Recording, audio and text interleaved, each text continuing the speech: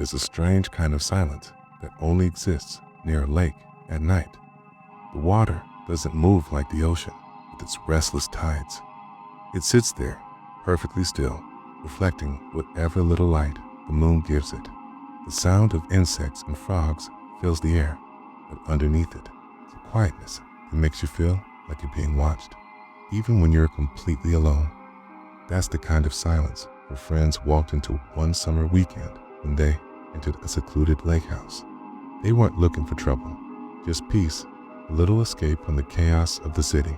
The caretaker, an older man who seemed almost relieved to hand over the keys, gave them a quick warning as he left. You won't see any neighbors out here.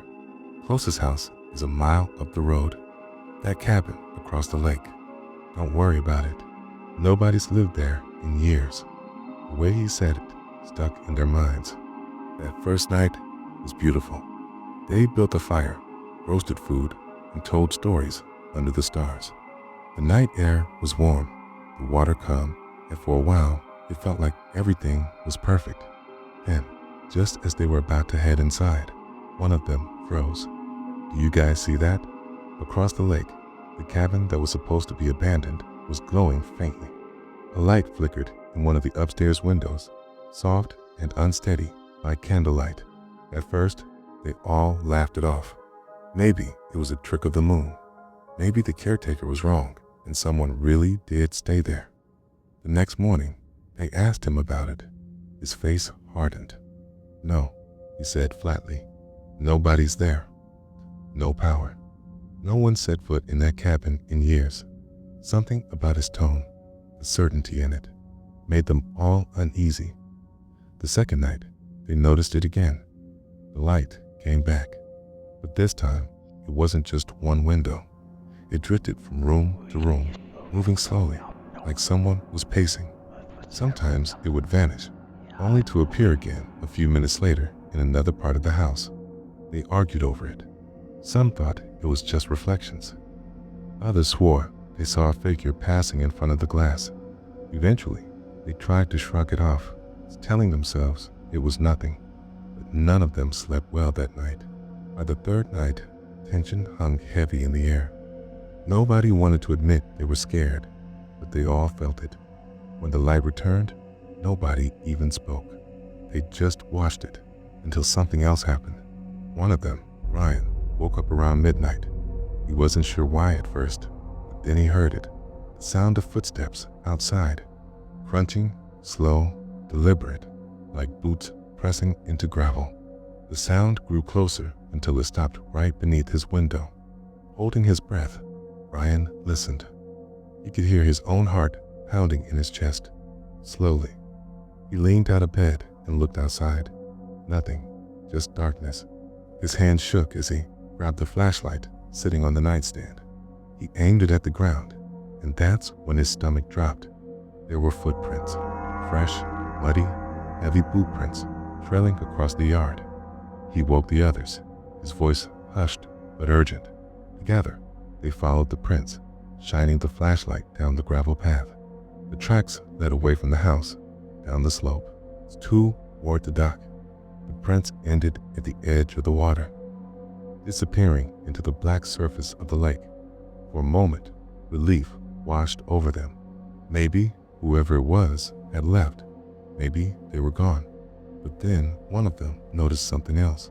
Another set of prints, leading the other way from the water, back up the dock, across the yard, and straight toward the house. The friends froze.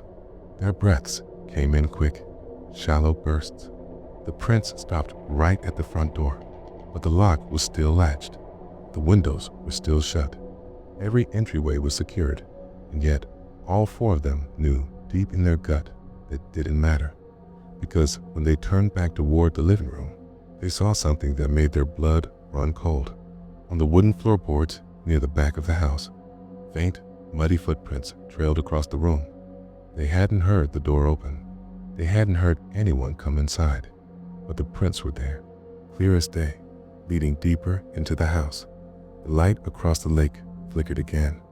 Only this time, it wasn't across the water. It was coming from upstairs, inside their own cabin.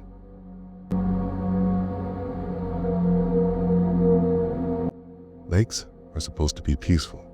That's why families buy summer homes near them. The water looks calm, the sunsets are perfect, and everything feels slower, quieter, easier. But if you've ever stayed near a lake long enough, especially at night, you know there's another side to it.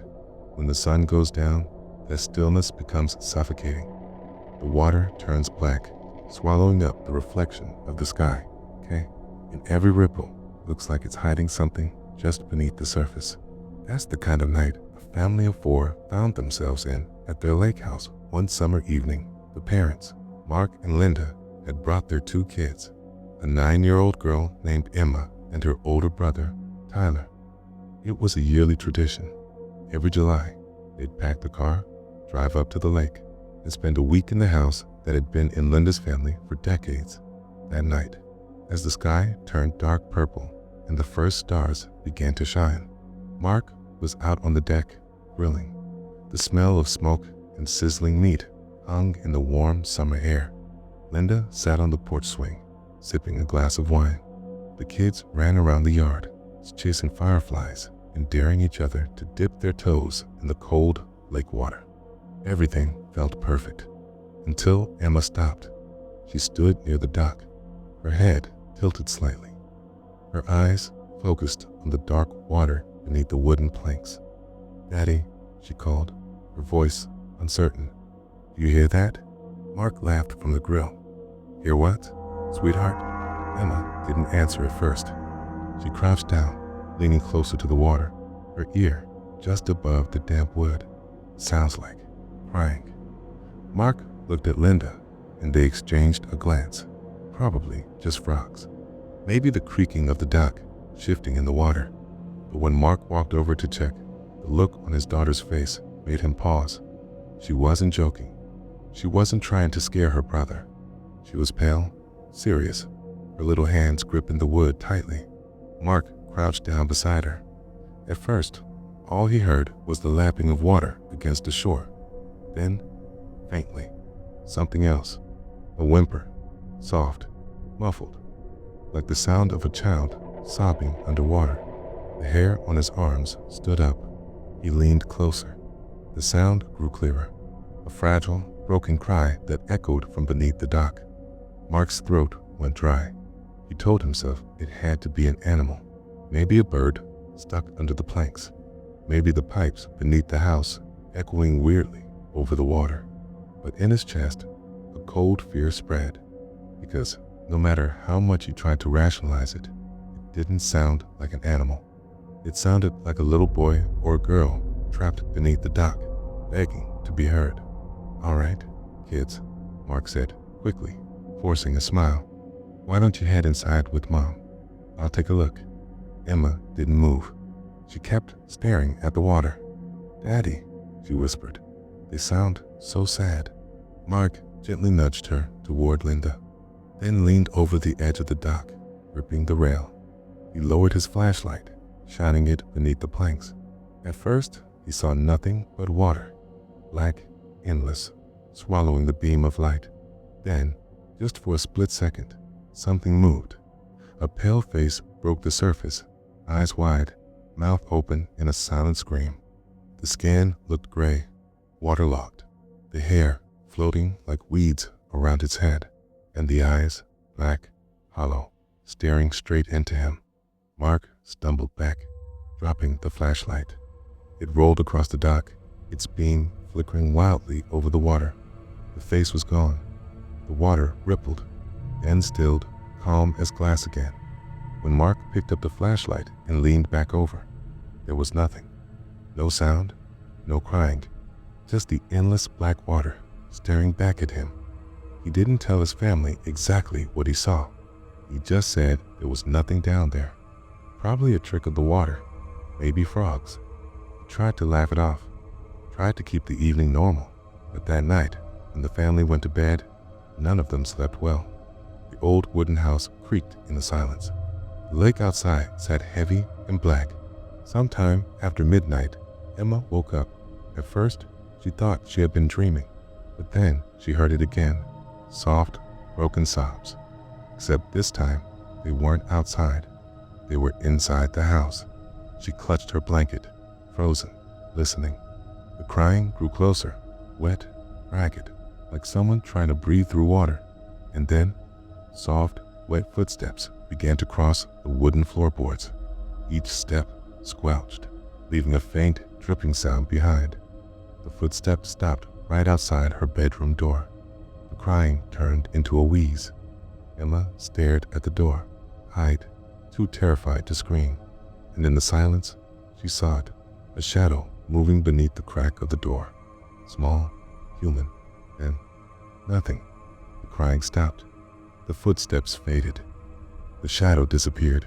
In the morning, Mark found damp, muddy footprints on the floorboards near the kids' rooms.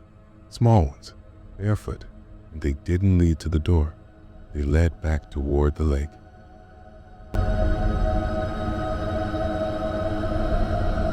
Some houses feel alive, not in the comforting sense of memories, laughter, or family, but in the way the walls seem to breathe, the floorboards sigh when no one's walking on them, and the shadows never seem to sit still.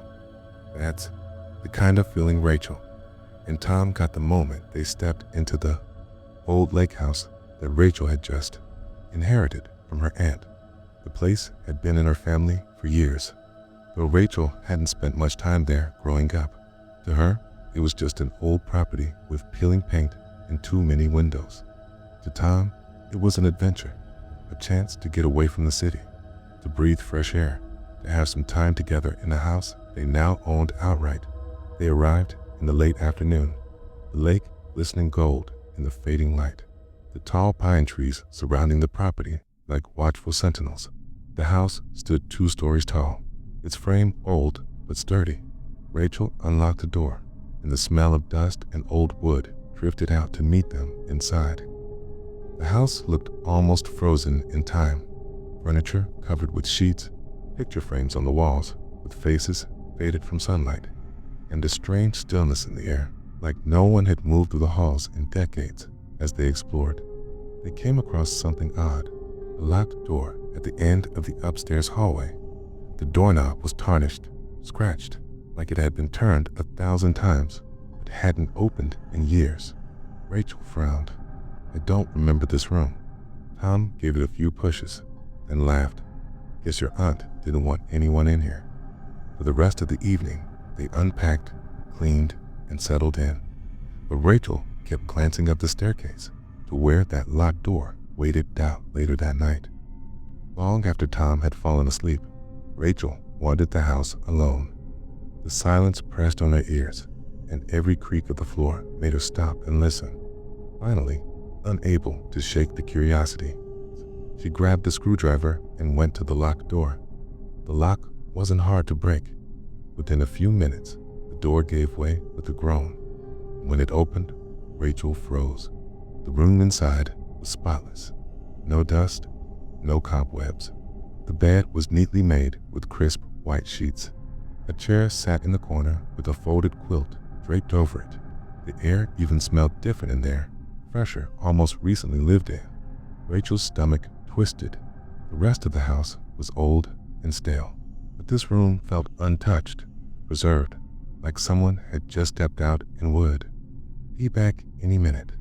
She shut the door quickly, heart pounding, and told herself she'd bring it up with Tom in the morning. But that night, she dreamt of someone standing in that room, a shadowy figure pacing back and forth, turning to look at her whenever she reached for the doorknob. The next morning, Tom was the first to bring it up. "Did you hear that?" he asked over breakfast. Rachel froze. "Hear what?" "Someone moving furniture upstairs," he said casually, like dragging a chair or something. "I figured you got up early and started cleaning." Her forks slipped from her hand. She shook her head. "Tom, I didn't." They both looked toward the ceiling. The house was silent now, but the memory of that sound was scraping against wood. Heavy footsteps, pacing, hung in the air. That evening, as they settled in for bed, they heard it again. This time, there was no mistaking it. Furniture scraping across the floor upstairs. Slow, deliberate dragging. Tom grabbed a flashlight and headed up. Rachel followed close behind, her heart pounding so loudly she was sure whoever was up there could hear it. The locked door, the one Rachel had opened the night before, was shut again. Not just shut, but locked. From the inside, Tom rattled the knob, but it didn't budge. And then, from behind the door, came a sound that made their blood run cold. A voice, low, calm, whispering, "Stop trying to come in. This is still my room." The words crawled through the wood, soft but unmistakable. Rachel gasped, stumbling back. Tom's face went pale. He dropped the flashlight, and it clattered to the floor. They didn't open the door again. They didn't sleep that night. And when the sun rose the next morning, Rachel went upstairs alone, praying she'd find nothing. But on the floor outside the locked room was something that hadn't been there before. A piece of paper, folded neatly, slipped beneath the crack of the door. Her hand shook as she bent to pick it up, in messy handwriting. The note said, "Don't try again. I don't like to be disturbed."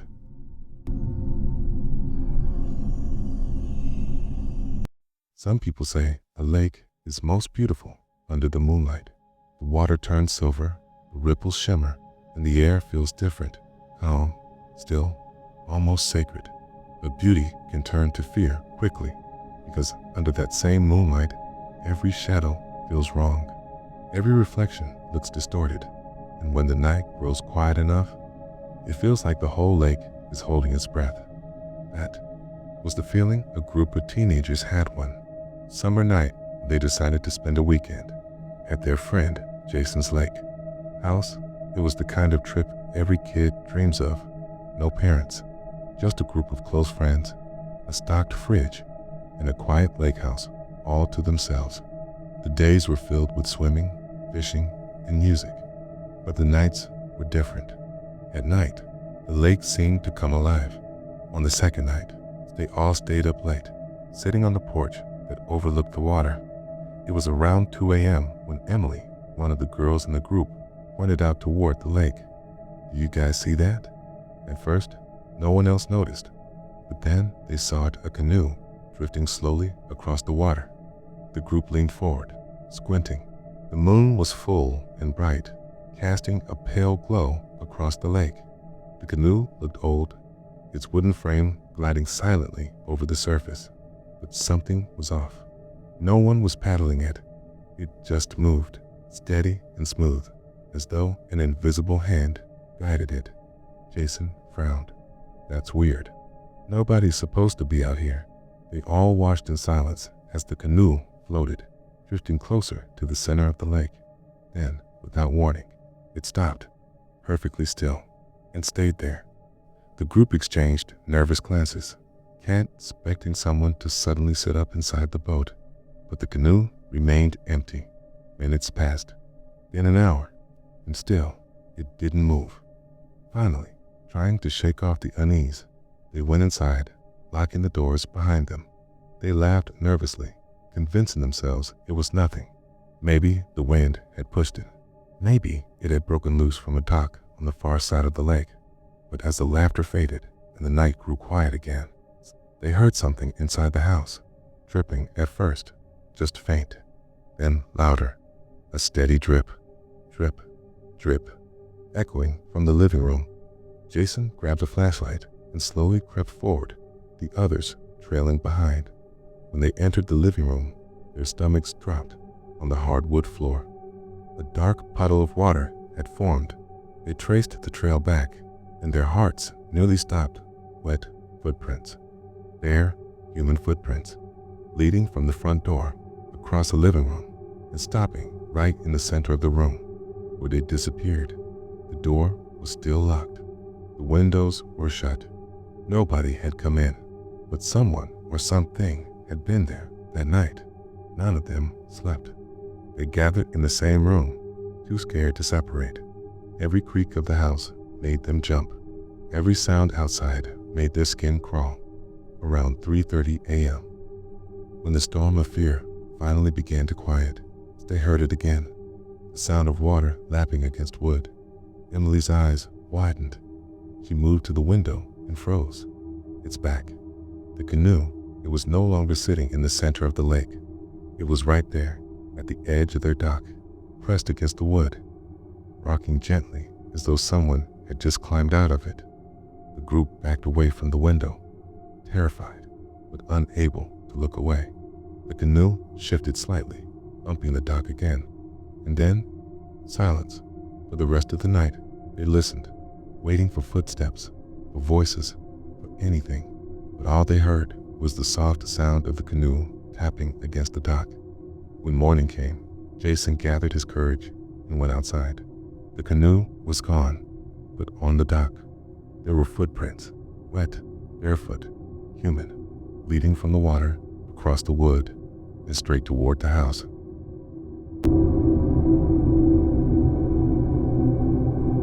When my wife and I bought our lake house in upstate New York, it was meant to be a place of peace, a retreat away from the city where we could slow down, breathe, and watch the water change colors with the seasons.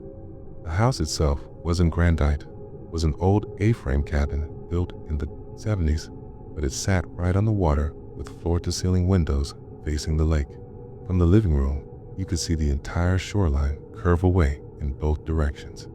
It was beautiful during the day, but at night, those same windows turned into vast, black mirrors. At first, the house felt like a dream come true.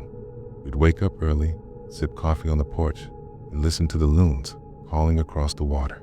We'd swim, fish, even grill on the dock. It felt private, even though there were a few other houses scattered around the lake. But from the very first night, I noticed something strange. Around midnight, I woke up to the sound of faint tapping, not sharp, but consistent. I figured it was branches brushing against the glass in the wind, so I didn't think much of it. I went downstairs, poured myself a glass of water, and that's when I saw it. A silhouette. Someone was standing outside, just beyond the porch, facing the window. At first, I froze, thinking my mind was playing tricks on me. The porch light wasn't on, so all I saw was the vague outline of a figure against the trees. When I reached for the light switch, the figure stepped back into the darkness smooth. Deliberate hand vanished into the woods. I stood there for a long time, glass in hand, heart pounding. Then I locked every door, checked every window, and convinced myself it was just a neighbor out late. Maybe they'd been walking their dog and paused for a moment. Maybe they were curious about the new people in the lake house. That had to be it. The next morning, I asked around. Most of the neighbors lived there seasonally, but I managed to talk to the man in the cabin 2 lots over. When I told him what I'd seen, his face went strangely blank. "You probably just saw Jim," he said after a pause. "Jim?" I asked. "The guy who used to own your place. He liked to keep an eye on things." I laughed nervously, thinking he was joking. But he didn't smile. "Thing is," he added quietly, "Jim passed away 2 summers ago." That night, the tapping returned, louder this time. My wife woke up and asked what it was, and I didn't have an answer. We both went downstairs together, flicked on the light, and again, nothing, just the glassy blackness of the lake outside, reflecting our nervous faces back at us. But as we turned to go upstairs, we both heard it, the sound of footsteps on the deck, slow, measured, creaking against the old wood. I called out, "Who's there?" But no one answered. My wife grabbed my arm and whispered, "Don't open the door." I didn't. We stood there until the footsteps faded away. The days were normal enough, but the nights got worse. Every evening around midnight, we'd hear something new. Sometimes it was scratching against the windows, as if fingernails were dragging along the glass. Sometimes it was a voice, slow, muffled, almost conversational, though we couldn't make out the words. Once, I swore I saw the faint outline of a hand pressed against the sliding glass door, condensation fogging around its shape. The scariest moment came one stormy night. Rain hammered the roof, thunder rolled across the lake, and lightning flashed in jagged bursts. I couldn't sleep, so I went downstairs again, and in that brief illumination, I saw him clearer than ever before. A man, standing right outside the window. His face was pale, distorted, like waterlogged paper. His eyes were fixed on me, unblinking, and his lips moved as though he were whispering something I couldn't hear.